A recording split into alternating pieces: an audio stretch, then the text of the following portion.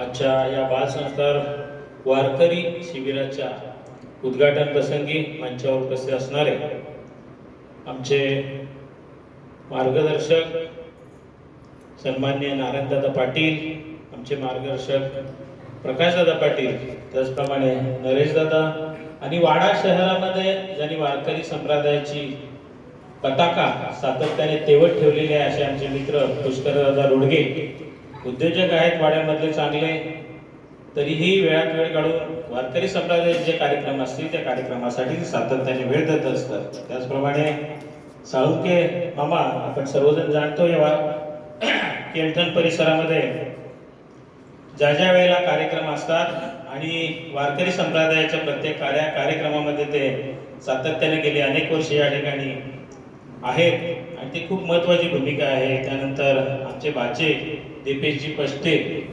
ज्यांचं उगवतास शैलीतील भाषण आपण आता ऐकलं, महाराष्ट्रानं ऐकलं, ते दीपेशजी पष्टे, डॉक्टर दीपेशजी पष्टे.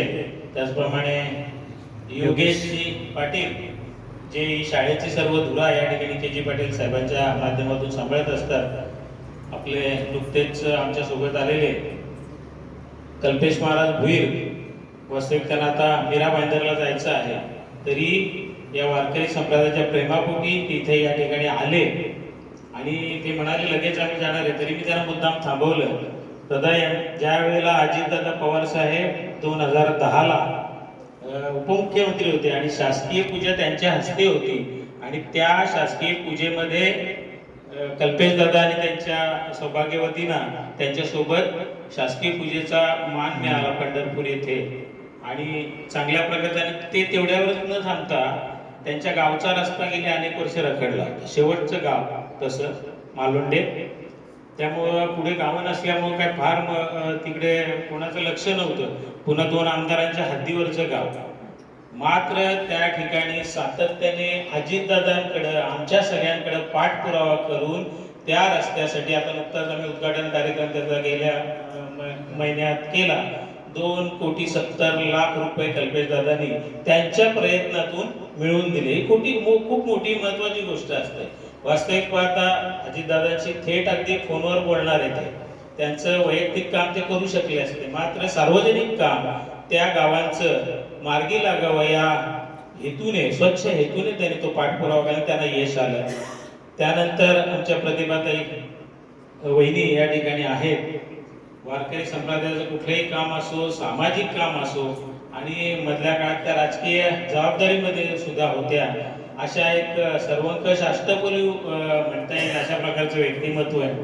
त्याचप्रमाणे आमचे उद्योजक मित्र किरणजी जाधव यांना सुद्धा आम्ही आग्रह केला असं काम आहे. त्यांनी लगेच सांगितलं की आम्ही येतोय आणि त्या मुलांसाठी आपल्याला काहीतरी मदत द्यायची आहे. तर त्या नाश्त्याची व्यवस्था जी आहे ती किरण जाधव आणि आमच्या माध्यमातून आम्ही इथं आणलेले ते पोहोचवण्यासाठी खास करून महाराज या ठिकाणी आलो.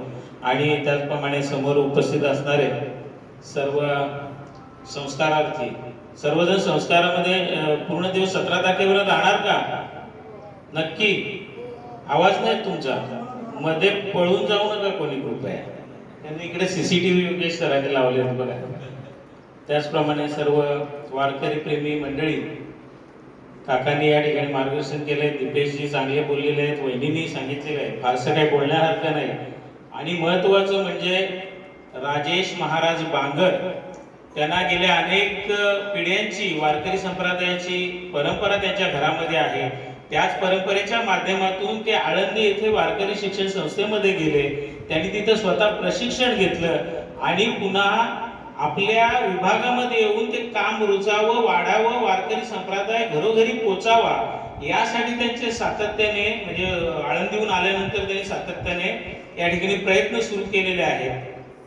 कुठेतरी आम्ही कमी पडतो की वारकरी संप्रदाय जो आहे त्याला कुठल्याही प्रकारचे चॅलेंज नाही. कारण आपण बघतो ज्ञानदेवे रचिला पाया आणि तुका झालाशे कळस, अशा प्रकारे या महाराष्ट्राला वारकरी संप्रदायाशिवाय पर्याय नाही. 10 दिवस चालतील, कदाचित येतील ना येतील मुलं, त्यामुळे तशा प्रकारचे आपण बॅचेस सोयीने करू. शेवटी काय, गुरुकुल पुष्करजींनी सांगितल्याप्रमाणे पूर्वी गुरुकुलामध्ये जायचं, आता गुरुकुल आपल्या दाराशी आलंय आणि जर आपण त्या गुरुकुलामध्ये जात नसू तर कुठेतरी आपला करंटेपणा आहे. अधिक काही बोलत नाही. महाराज ज्या गोष्टी आतापर्यंत आपल्याला करता आल्या त्या नक्कीच आम्ही सर्व मंडळी प्रकाशदादा आहेत, आम्ही सर्व मंडळी करण्याचा प्रयत्न या पुढील संस्कार शिबिरांमध्ये नक्कीच आपण करू. आणि पुरोहित प्रशिक्षण आणि प्लस संस्कार शिबिर असं काही करता आलं तर ते दिवाळीमध्ये योगेश सर जर आपण परवानगी दिली तर या ठिकाणी घेण्याचा आमचा मानस आहे आणि ते करू. नक्कीच आपल्या सर्वांचं सहकार्य त्यामध्ये असेल आणि मला तर वाटते पूर्ण महाराष्ट्रभरातून या वेळेला येतील मंडळी.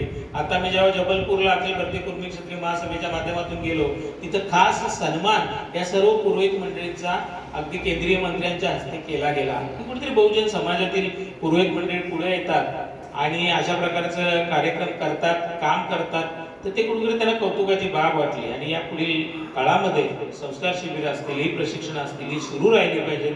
त्यासाठी आमचा खारीचा वाटा जो लागेल तो त्यावेळेला नक्कीच आम्ही देण्याचा राजेश मला प्रयत्न करू. कारण तुमच्यासारखी मंडळी आज कीर्तनकार 25-25, 30-30 हजार रुपये मानधन घेतात, तुम्हाला पण ते शक्य आहे. मात्र कुठेतरी आपले काम जे आहे ते पांडुरंग चरणी अर्पण व्हावं आणि चांगलं कार्य घडावं अशासाठी आपण करताय. खरोखर आपलं नक्कीच कौतुक. आणि या ठिकाणी उपस्थित जे पण कमी संख्येने असतील, अजून 1-2 दिवसांनी लोक पूर्ण येतील, कारण आमच्या मंडळी सांगितलंय ते आता महेश महाराज आणि ते सर्व मंडळी उद्या परवा घेऊन येतील, तर त्यामध्ये अधिक वाढ होईल. आणि हे काम आपण कुठल्याही प्रकारचा मनात संकोच न ठेवता या ठिकाणी सुरू ठेवावा. आम्ही सर्व मंडळी आपल्या सोबत आहोत एवढं बोलतो आणि या ठिकाणी थांबतो. रामकृष्ण. शुभकामना. उद्यापासून 5 वाजता उठल्यानंतर आपण काय करणार, बरोबर? तुमचा वेळापत्रक तयार केलेलं असेल महाराजांनी, तर हे तुम्ही घरी जाऊन पण करायला पाहिजे. आई वडिलांना त्यामध्ये किती समाधान लावेल की बाबा मी माझ्या मुलाला या संस्कार शिबिरामध्ये ठेवल्यानंतर माझ्या मुलामध्ये काय प्रगती झाली, बरोबर? आणि ते गुण बाहेर पडायला लागतात, गावामध्ये जातात की बाबा खरोखर हा मुलगा बघा किती चांगला वागतो, ह्याचं कसं आहे. आता तुम्ही इथे जेवण करणार, बरोबर? जेवण केल्यानंतर ताट उचलायला येणार कोण नाही ना, स्वतः ताट उचलायचं, धुवायचं, बरोबर? हे आपण घरी पण सांभाळलं पाहिजे, बरोबर? आईला काय त्रास द्यायचा? आपल्याला आई जेवण जेव्हा देते वाढून ना, ते ताट आपण जेवल्यानंतर आपण जायचं. तुम्हाला एक सांगू ना, आपण ताटामध्ये शिल्लक म्हणजे आता मी पण त्यामध्येच आहे, पण मी असं बघितलेलं आहे की बाबा सालुंखे महाराज यांचे म्हणजे मी बघते मी यांच्याकडे, आणि यांचे जे काका होते तिकडे आपले प्रकाश काका बाबा मुंबईचे, हा म्हणजे जेवल्यानंतर जे ताटात जे राहते ना ते पण धुवून प्यायचे. खरंच भरपडे का भरपडे, तर ताट पण धुवून ते प्यायचं. म्हणजे त्याच्याकडे काहीच नाही असं नाही, पण ह्या ज्या म्हणजे हे जे इथे शिकाल ते तुम्ही तुमच्या जीवनामध्ये आचरणात आणलं पाहिजे. नाही तर नुसतं 15 दिवस काहीच काम नाही इथे, मग तसं राहून काही फायदा नाही. ते तुमच्या आयुष्यामध्ये पुढे त्या गोष्टी तुम्हाला उपयोग पडेल असं तुम्ही वागलं पाहिजे, समजलं? नाहीतर नुसतंच इथे यायचं 15 दिवस घालवायचे आणि तिथे गेल्यानंतर आहे ते आहे. आता इथे तुम्ही कपडे धुणार, बरोबर? कपडे नका, घरी आई असते पण निदान आपली अंडरवेअर असते. पूर्वी पद्धत असायची की जुनी माणसं त्यांची चरडी असते ना, मी तर बघितलेले माझ्या आजोबा माझे वडील अजून त्यांची ती चरडी धुवून टाकतात.